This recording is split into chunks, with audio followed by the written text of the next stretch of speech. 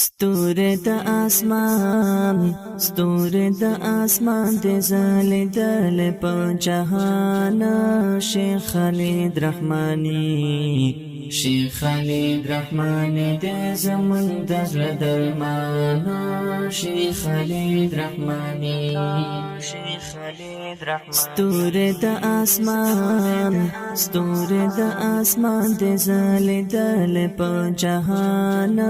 شیخ خالد رحمانی شیخ خالد رحمانی دې زمون د زړه درمان شیخ خالد رحمانی شیخ خالد رحمانی علم د قرآن او د حدیث په هرو خان لري ستر د دین داعی دې ډېر لوی مرتبه لري ستر د دین داعی دې